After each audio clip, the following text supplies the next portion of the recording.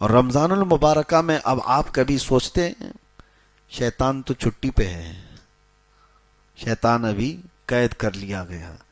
حدیث پاک میں حضور صلی اللہ تعالی علیہ وسلم فرماتے ہیں سرکش جنات اور شیطان مردود کو پورے رمضان میں قید کر لیا جاتا ہے.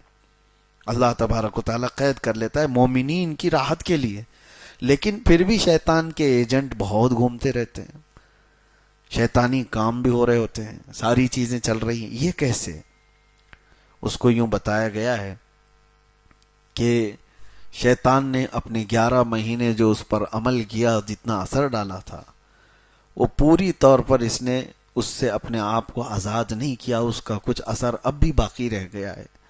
ہاں یہ اور بات ہے کہ شیطان تو گیا ہے، لیکن ساتھ میں ہمارے صرف شیطان نہیں ہوتا، نفس بھی ہے، اور وہ شیطان سے بھی بڑا ڈینجر ہے.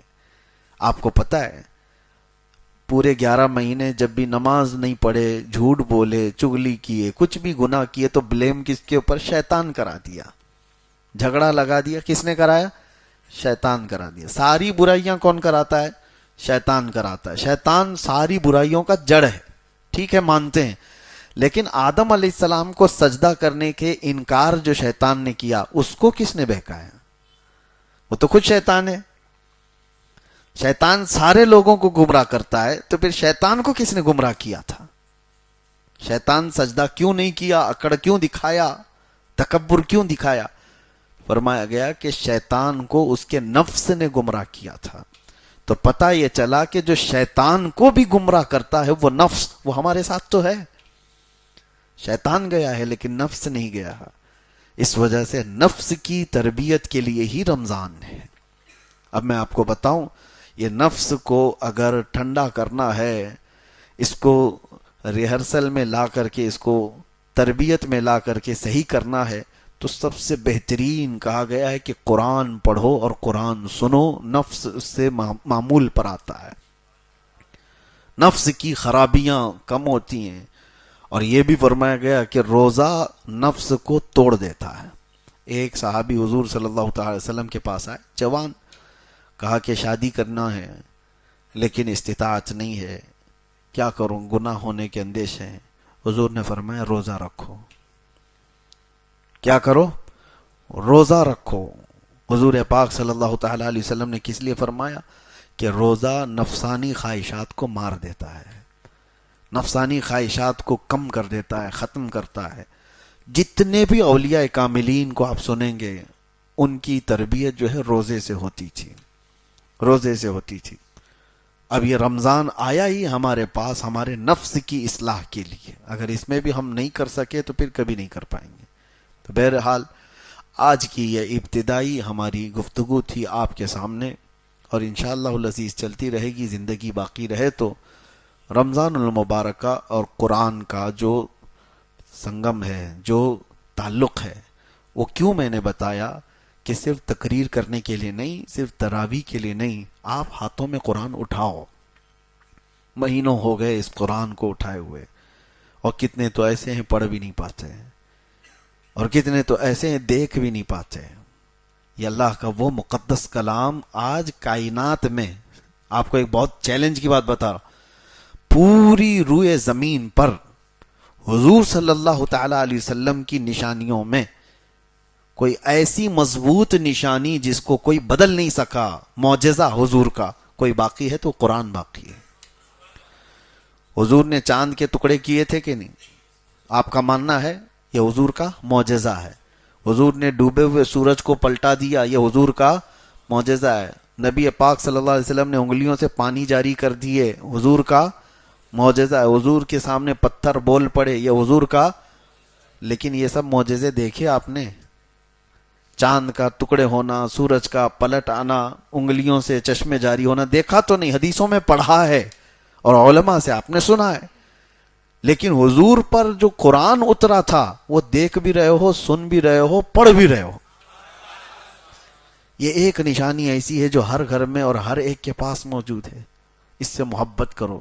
اور اللہ کے رسول صلی اللہ تعالی علیہ وسلم نے ارشاد فرمایا، قرآن جب کسی کے ساتھ دوستی کرتا ہے تو اتنی بہترین دوستی کرتا ہے کہ جب اس کے سارے رشتہ دار اسے قبر میں چھوڑ کر جاتے ہیں تو قرآن اس کی دوستی نبھاتا ہے.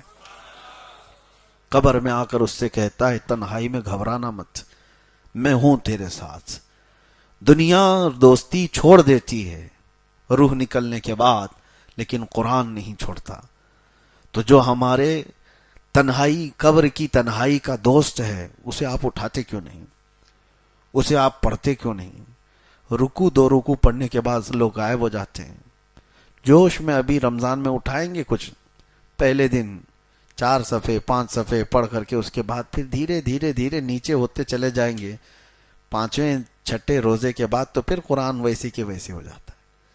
یا کچھ لوگ 10 رمضان تک. ہونا تو یہ چاہیے کہ پورا ختم قرآن رمضان میں ہر ایک مسلمان کا ہونا چاہیے. روزانہ 1 پارہ وہ تلاوت کرے تو 30 رمضان تک انشاءاللہ العزیز ختم قرآن ہو جائے گا.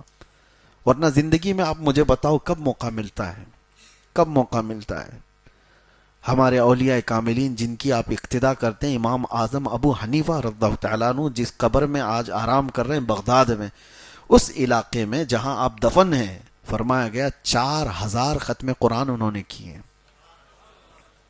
4000 ختم قرآن جہاں ان کی قبر ہے. آپ اندازہ کریں وہ رمضان المبارکہ میں 61 قرآن ختم کرتے تھے. دن میں 1 قرآن اور رات کو 1 قرآن اور پوری تراویح میں 1 قرآن. 30 دنوں میں 30 قرآن، 30 راتوں میں 30 قرآن اور پورے 30 مہینے یہ تراویح کے قرآن 1 قرآن. 61 قرآن وہ ایک رمضان میں ختم کرتے تھے. ان اولیاء کاملین اور بزرگوں کے پاس جو کچھ بھی تھا وہ قرآن کے ذریعے سے عروج پائے تھے. اسی لیے شاعر نے کہا ہے درس قرآن اگر ہم نے نہ بھلایا ہوتا، یہ زمانے نے زمانہ نہ دکھایا ہوتا. ہاں وہ زمانے میں معزز تھے مسلمان ہو کر، آج ہم خار ہوئے ہیں تو تاریک قرآن ہو کر. یعنی قرآن کو چھوڑ کر کے قرآن کو اٹھاؤ. اب سمجھنے والے، تفسیر پڑھنے والے بہت کم رہ گئے، ترجمہ جاننے والے کم رہ گئے، پھر تلاوت کرنے والے کتنے کم ہو گئے. میرے عزیزو، وہ تفسیر اور ترجمے والے تو بہت دور چلے گئے. کم از کم قرآن اٹھانے والے تو آ جائیں ہمارے پاس. قرآن اپنے گھروں میں اٹھاؤ. ابھی جا کر کے دیکھو کہ دھول لگی ہوگی، تمہارے فریج اور تمہاری ٹی ویاں اس سے زیادہ صاف رکھی جاتی ہیں. بار بار روزانہ جھٹکتے ہیں، صوفے صاف کیے جاتے ہیں اور قرآن کو اسی طرح سے تنہا چھوڑ دیا جاتا ہے. مہینوں ہو گئے، برسوں ہو گئے، قرآن کو چھوا بھی نہیں. کب چھوا؟ قسم کھانے کے لیے. کب چھوا؟ جب کسی کی موت ہو گئی تو قرآن جلدی جلدی جھاڑ کر کے اٹھایا گیا. اور ایک بات میں آپ کو بتاتا ہوں، اللہ کے نبی صلی اللہ علیہ وسلم فرماتے ہیں قیامت کے دن قرآن اور رمضان جس کے خلاف کھڑے ہو گئے اسے دوزخ میں جانے سے کوئی نہیں روک سکتا، اسے جہنم میں جانے سے کوئی نہیں بچائے گا. اور اللہ کے نبی صلی اللہ علیہ وسلم جب دعا کرتے تھے تو ہاتھ حضور صلی اللہ تعالیٰ علیہ وسلم کے ہلتے تھے جب یہ دعا کرتے تھے اللہم اجعل القرآن حجتا لنا لا حجتا علینا. اے اللہ قرآن کو ہمارے لیے سفارشی بنا، قیامت کے دن ہمارے خلاف مقدمہ کرنے والا مت بنا. تو قرآن کچھ لوگوں کے خلاف مقدمہ کرنے والا ہے، قرآن کچھ لوگوں کے خلاف کھڑے ہونے والا ہے. قرآن بھی ہے اور رمضان بھی ہے. فیصلہ آپ کے ہاتھ میں ہے کہ قرآن کو اپنا سفارشی اور اپنا شفیع و مددگار بناؤ گے قیامت کے دن، یا پھر اپنے خلاف کھڑے ہونے والا. قرآن کے ساتھ جنہوں نے بے حرمتی کی، بے حرمتی کا مطلب لوگ یہ سمجھتے ہیں زمین پر پٹک دینا. قرآن کی بے حرمتی کا مطلب ہے کہ اس کے اوراق کو نیچے پھینک دینا. یہ بے حرمتی نہیں. قرآن کی بے حرمتی یہ ہے کہ مہینوں اس کو چھوڑ کر کے رکھ دینا، اس کی تلاوت نہیں کرنا. قرآن تمہارے لیے آیا تھا. تو قرآن کی بے حرمتی وہ گھر کرتے ہیں جنہوں نے قرآن کو بھلا دیا.